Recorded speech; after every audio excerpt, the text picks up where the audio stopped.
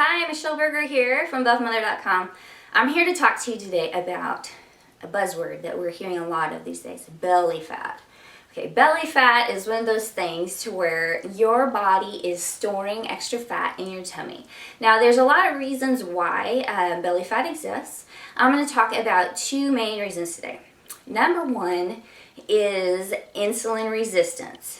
Insulin resistance is simply the fact that your body is becoming resistant to the insulin in your body, which means you may eat something, say something that has some sugar in it, like a piece of bread.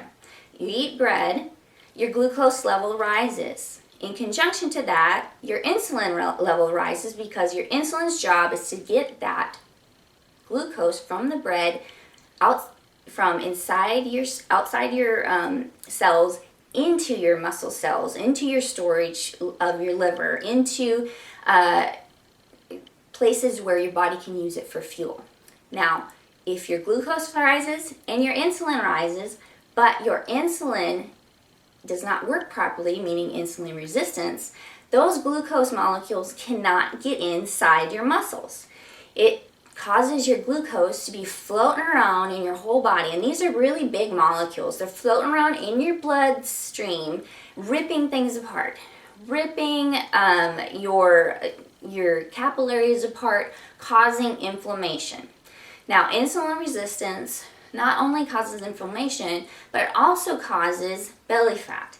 The reason for this is that your glucose is not being stored properly, and therefore it is being stored as body fat most often, and a lot of times that ends up in your belly.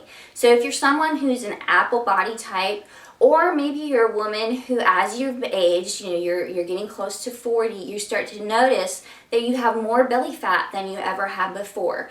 You're used to having a little, junk in the trunk, but you've never had it on your stomach before. That might be because you're becoming a little insulin resistant. Now, it happens over time, and the bad thing about it is it snowballs on you.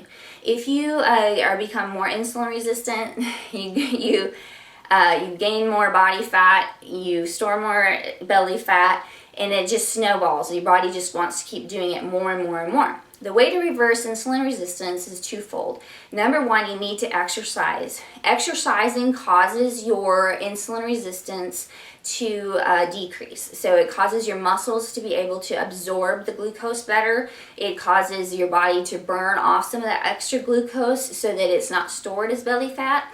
And it just really creates a better environment altogether for you to utilize glucose in your system. So number one, exercise, and number two, you need to watch your diet. The key thing with this is over the years of overconsumption of carbohydrates, you can tax your system. Your body just is like, you know what? I'm so tired of dealing with this insulin all the time. I'm so tired of dealing with these glucose spikes. So if you can regulate your diet to where you don't have as many glucose spikes, that will help. The ways you need to do this is increase your protein intake, decrease your carbohydrate intake, and believe it or not, maybe increase your fat intake somewhat. A very popular diet, the Atkins diet, or the paleo diet, or what's called a ketogenic diet. A lot of these, if you could get closer to eating that way a little bit, you will find more success. Or just making sure that you eat a really well-balanced meal each time you eat. So don't just eat a piece of bread. Make sure that you have some protein with it or some fat with it so that your body doesn't instantly spike its glucose and stress that insulin response. Okay, now the second reason for belly fat that I want to talk about is cortisol levels. Cortisol is your stress hormone, your fight or flight hormone. And with this, you got to realize that as we are stressed, as we have different things happening with us, all these external stimuli, even our phone ringing or text messages constantly, that causes stress. So a big way to combat the extra stress, extra cortisol, is exercise. Exercise will really lower your stress level. So make sure you're getting a consistent exercise. I would recommend at least 30 minutes of something every day. It doesn't have to be, maybe super intense, but at least, going for a walk and you just really, releasing your calm, different things. Mental strategies like prayer and meditation to just, take the information out of your brain and just release it to God and just allow yourself to be calm. Another really great strategy to lower stress is simply writing, journaling, blogging, getting things out of your brain so that doesn't stress it anymore, down on paper so that you can look at it on paper, leave it there, and go on with your life. Another way to lower cortisol levels is through physical contact. It releases a chemical called oxytocin, which is actually another hormone. It's our love hormone. It's the one where we hug someone and we just feel that peace.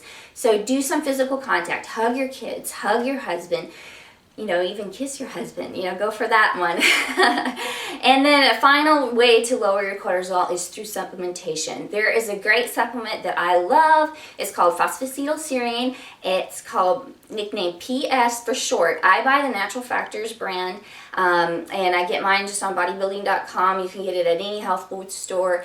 It actually triggers really calming chemicals in your brain and causes your cortisol levels to lower. So I've been taking that for the last 3 years, and mainly around the times of the day where I get really stressed, which is the afternoon times when the kids get home from school. Shh, don't tell them. So around 3 o'clock in the afternoon, I take a phosphatidylserine, and then again at 7, and then by the time I go to bed, I'm all nice and calm. Now, some people really feel that it helps them sleep, especially my husband. He likes taking it right before bed. For me, I can't take it right before bed. I don't have much luck taking anything right before bed.